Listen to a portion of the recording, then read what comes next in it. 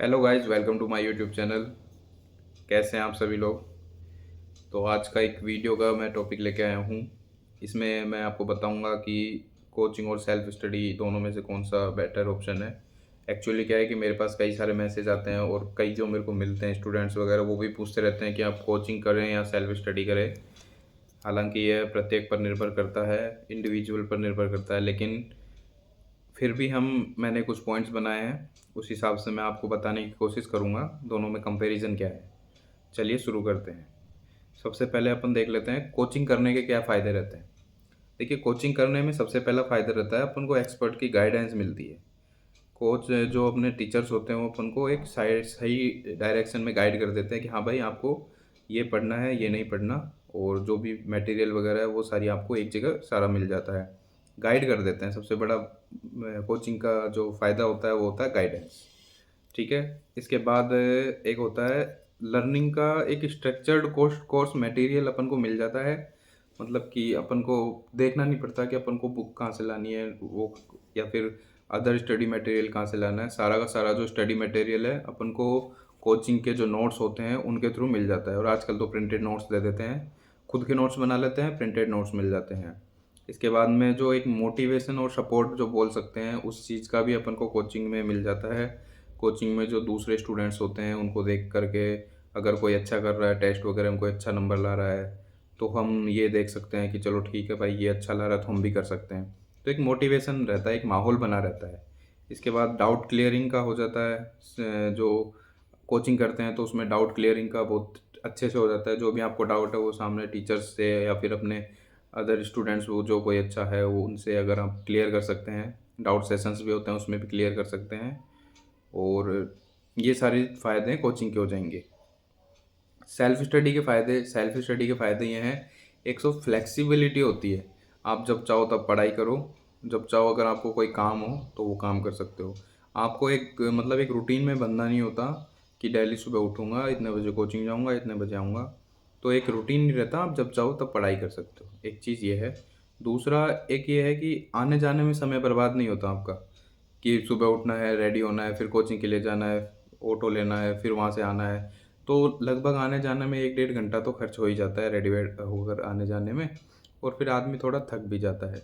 तो इन सब चीज़ों को देखते हुए कन्वीनियंस के हिसाब से अगर देखते हैं तो सेल्फ स्टडी में हमको आने-जाने का प्रॉब्लम नहीं होती। तीसरा होता है सेल्फ स्टडी में कॉस्ट का इफ़ेक्टिव होता है।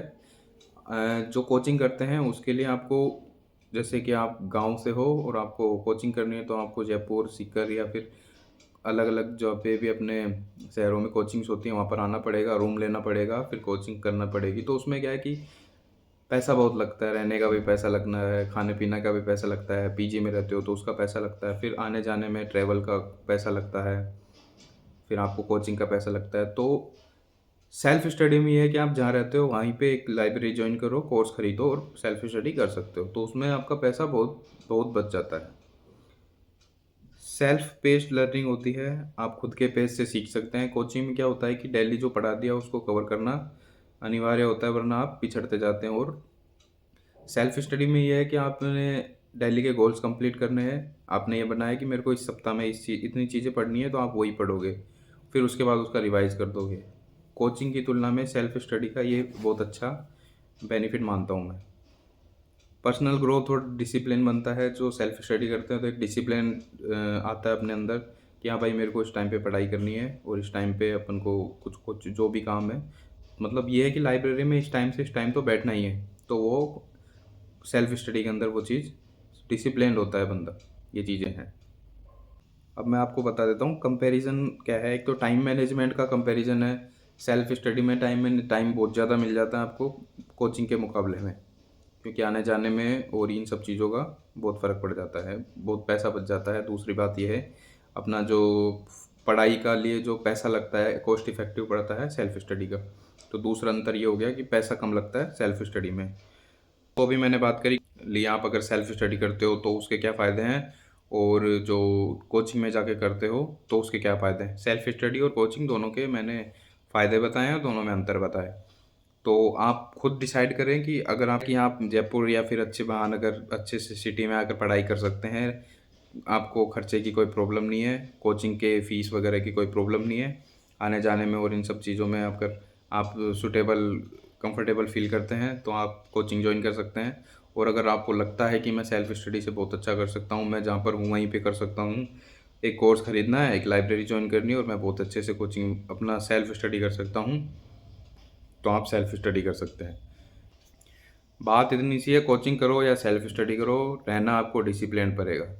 सबसे बड़ी बात ये है, जब आपको पढ़ाई करनी है तो उस टाइम पढ़ाई करनी है, आपके जो डेली के गोल्स हैं उनको अचीव करना है।